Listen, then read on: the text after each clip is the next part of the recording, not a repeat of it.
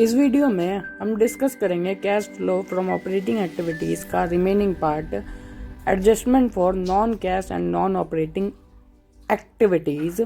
Okay, so let's begin. As we have seen in the format of cash flow statement कि for calculating cash flow from operating activities, second point is operating profit before working capital changes.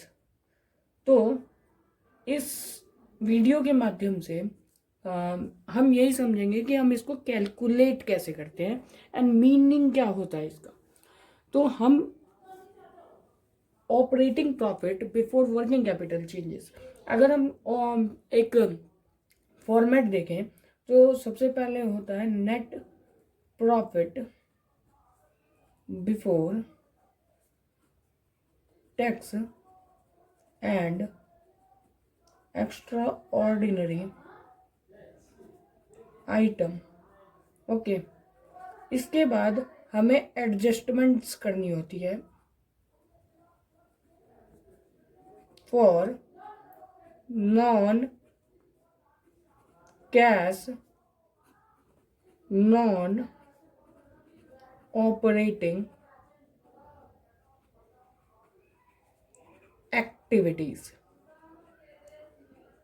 Okay, जो भी हमारे पास profit available होता है यहाँ पे, अगर हमने इसमें non operating and non cash activities या फिर आइटम्स का एडजस्टमेंट कर दिया तो हमारे पास क्या निकल कर आ जाता है, operating profit before working capital changes. तो सबसे पहले डिस्कस करते हैं what is non cash activities, और आइटम्स भी बोल सकते हैं हम कुछ. ओके, तो नॉन कैश एक्टिविटीज और आइटम्स का मतलब है any activity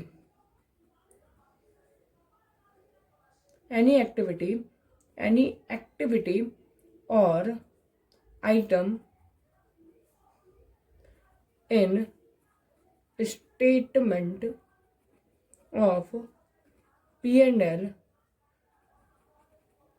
which has not cash involved, जिसमें कैश इन्वॉल्व नहीं होता, जो नॉन कैश आइटम्स होते हैं.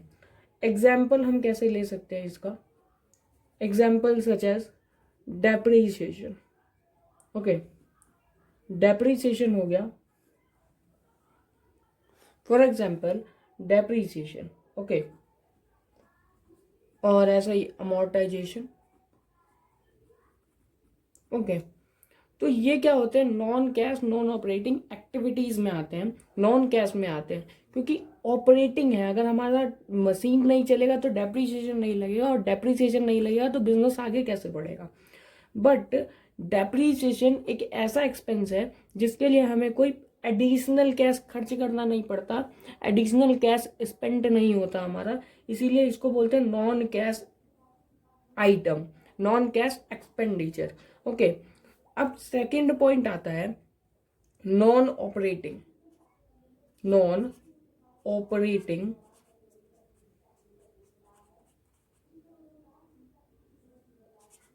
Activities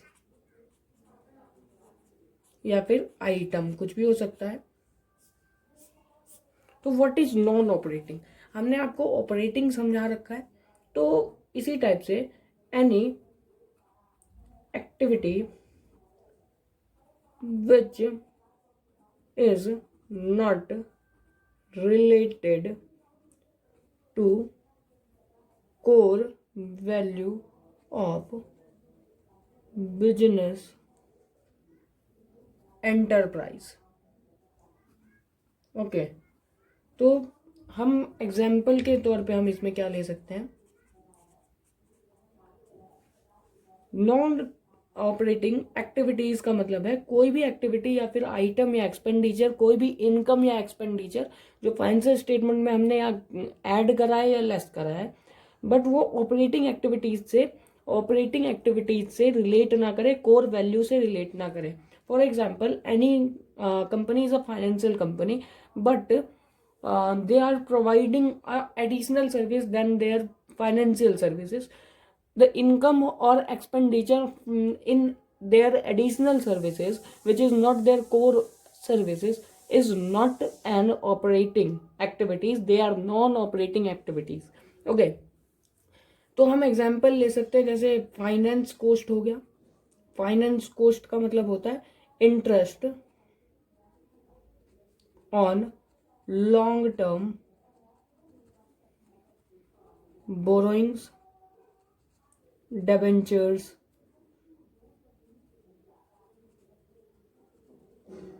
etcetera. ओके, तो ये क्या है, नॉन ऑपरेटिंग है. और नॉन कैश क्या है, डेप्रिसिएशन और अमोर्टाइजेशन को हम नॉन कैश बोल सकते हैं. तो इसका फॉर्मेट क्या होता है, चलो ये डिस्कस करते हैं पहले. Now the point is how the format looks like. तो सबसे पहले हमें क्या लिखना होता है, net profit before tax and extra ordinary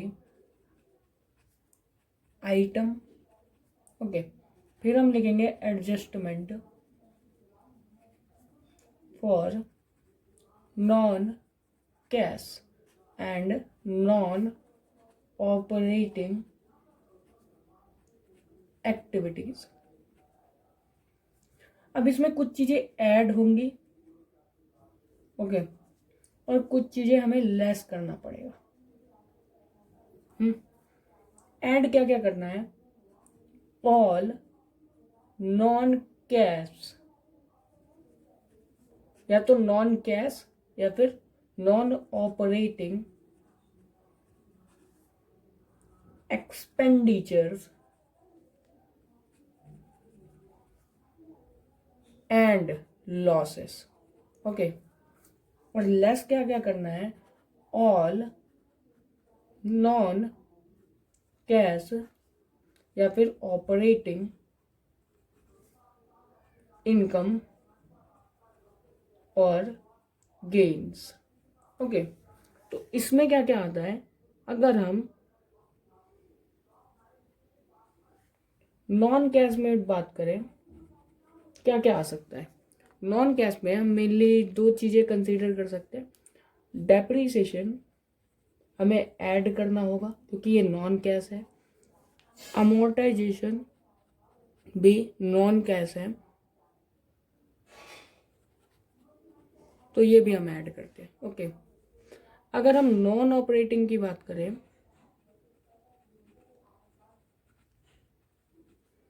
इसमें क्या क्या आ सकता है, तो वही सबसे पहला finance cost. Second is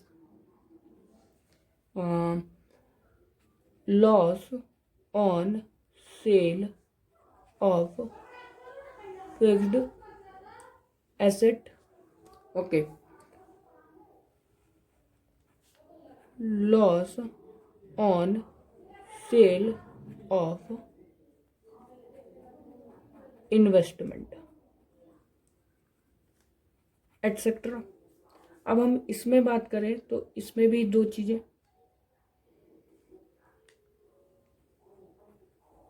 non cash अगर कुछ हुआ, नॉन कैश गेन और लॉस, नॉन कैश गेन हुआ तो हम क्या कर देंगे, सिंपली उसमें से लेस कर देंगे.